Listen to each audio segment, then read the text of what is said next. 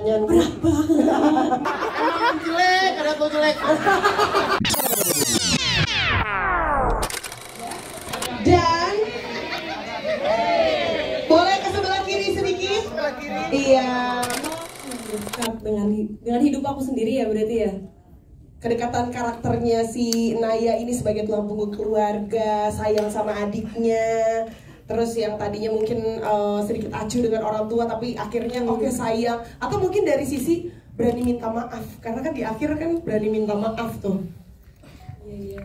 Tapi ini kedekatan sama Anyanya ya? Iya sama Anyanya. Mungkin ada sesuatu yang mirip-mirip gitu yang pernah kamu rasakan di dalam hidup kamu. Iya, mungkin kalau yang mirip-mirip itu ya ada dulu sempet ada perasaan kayak gak begitu dekat sama orang tua. Tapi by the time aku hidup, by the time aku semakin dewasa, aku makin lama makin mengerti dan aku makin memaafkan atas apapun yang misalnya pernah mereka lakukan atau mungkin pernah bikin aku sedih gitu. Kayak seiring berjalannya waktu, kejawab sendiri dan akhirnya ngertiin sendiri. Bisa ngerti juga mental health-nya orang tua gue tuh ternyata begini, begitu, jadi ngerti gitu. Nah terus pas peranin Naya ini, Naya kan juga seiring berjalannya waktu dia kan juga mengerti bahwa ayahnya, oh sebenarnya ayahnya nggak jahat kok, sebenarnya ayahnya tuh ya ada reasonnya, reasonable juga. Nah jadi ya mungkin dari situ ya kesamaannya. Oh dan kalau aku in real life, aku punya adik tapi cowok.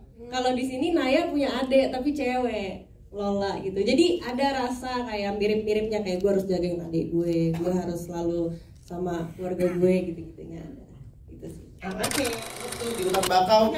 Itu kan adegannya cuma kayak lu kelelep sama skrip gue kan. Nah tiba-tiba pas dia lari dia nyempukin gue, bangun lo. Itu kan juga gue nggak sangka-sangka kayak gitu. Terus kayak banyak juga kita diskusi, ada yang janjian, misalnya kayak yang gue tepas juga loh. Itu tuh dari Babe Opi. Coba gini jawabnya kayak gini gitu tuh banyak.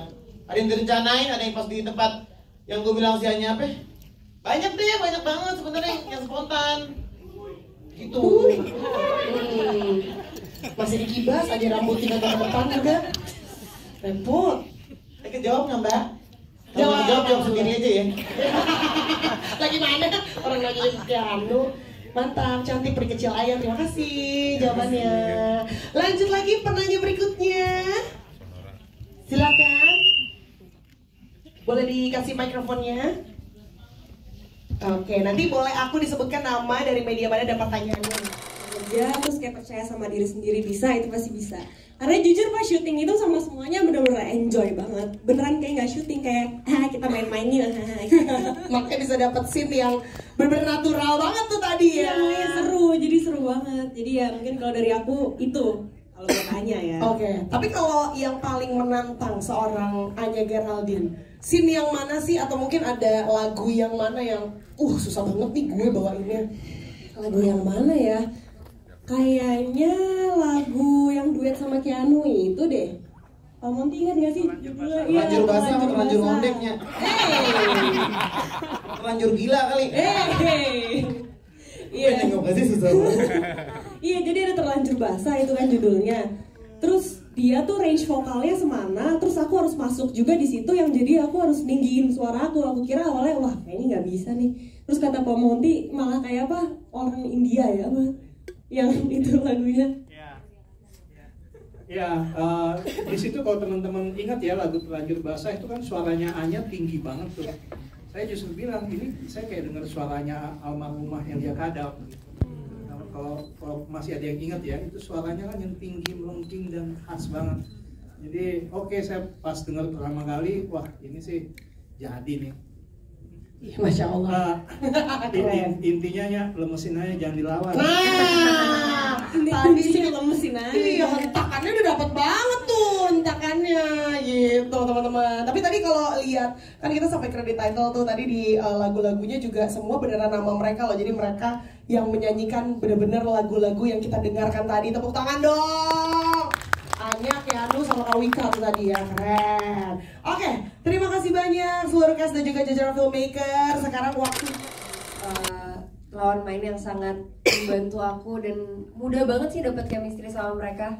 Sat langsung, maksudnya waktu syuting aku udah langsung ngerasa kalau kayak sayang dan mau ngejagain mereka berdua tuh rasanya ada banget gitu sih. Mudah sekali. Mudah sekali ya. Tapi part mana sih yang jadi favoritnya kamu banget, yang menurut kamu kayak chemistry lagi dapet banget nih? Sebenarnya ini agak-agak cerita aja sih ya. Waktu scene, ingat gak sih kalian scene yang naik mobil kita baru nyampe Singalaya? Kan itu aku gak bisa nyetir ya. Aku tuh gak bisa nyetir. Bohong. Tapi bener aku yang dorong di belakang kan? Gak dorong, kayak ada 5 anak kart gitu dorong mobil itu. Jadi didorong mobilnya, aku nyetir. Ini anak orang ada nih, pasti gak bisa nyetir. Orang ada nih pasti. Suka naik motor. Iya bener-bener. Terus udah gitu, aku naik mobil, set didorong, tiba-tiba di depannya ada orang joget-joget nih, joget, ada bapak-bapak satu nggak minggir, gue udah lewat, panik kan, nggak biasa nyetir mobil, panik, yang ngerem Pak Jos yang ngerem, jadi dia lagi acting Alzheimer, dia sambil Almarhum luar biasa banget ya. Iya. Totalitas. Setiap scene naik mobil itu selalu memorable banget sih buat aku, jadi aku bayang kayak ada scene lagi yang di pinggir pinggir laut scene-nya, terus aku mikir aduh bawa Pak Jo semuanya Geraldine kalau nyemplung lah lucu banget sumpah gitu mungkin ya. Iya. Jadi kalau ada hadiah yang terbaik untuk seorang Nurhadianto adalah kursus nyetir. Udah bisa sekarang. Oh, udah bisa, alhamdulillah. Habis itu langsung bisa nyetir. Wih keren banget. Langsung bikin seminggu. Termotivasi. Bikinnya sama Yato gitu. Masuk Pak. Punya ordal nih dia denger. Iya, STNK gue mati nih boleh? Bisa. Tenang. Oke, terima kasih. Iya, makasih Mbak. Justru kita kan nggak mau pakai reborn atau remake atau segala macam ya. Tapi kenapa harus mendadak dangdut lagi?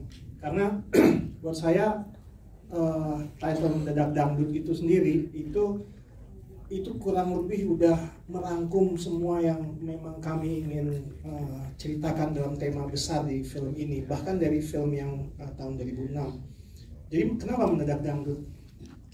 Negara kita ini kan unik ya, 17.000 pulau, berapa ribu suku dan keragaman gitu. Tema yang paling sering terjadi dalam sehari-hari kita pasti benturan budaya, culture clash, dari akibat dari pertemuan keragaman itu di kota besar terutama, dan Jakarta adalah tempat kuali masak dari berbagai unsur keragaman itu di seluruh Indonesia. Jadi mendadak dangdut bercerita tentang benturan budaya, culture clash, bisa siapa aja, bisa antara genre musik, dalam hal ini pop, dangdut, rock, dangdut, atau jazz, blues, apapun, yang kaya, yang miskin, yang tua, yang muda, anak-anak dan orang tuanya, orang kota, orang desa, sebut itu semua ada di Indonesia kan, dan itu tema yang akan selalu relevan, mau itu tahun 2000, mau itu tahun 80, mau itu tahun 2025, itu kita nggak akan kekurangan tema-tema seperti itu. Makanya kenapa saya harus pertahankan mendadak dangdut. Mendadak dangdut ya itu kan namanya mendadak itu mencerminkan toleransi. Kenapa? Karena mendadak itu kan berarti menceritakan tentang kondisi yang tadinya tidak lalu menjadi, yang tadinya tidak dangdut lalu menjadi dangdut, mendadak.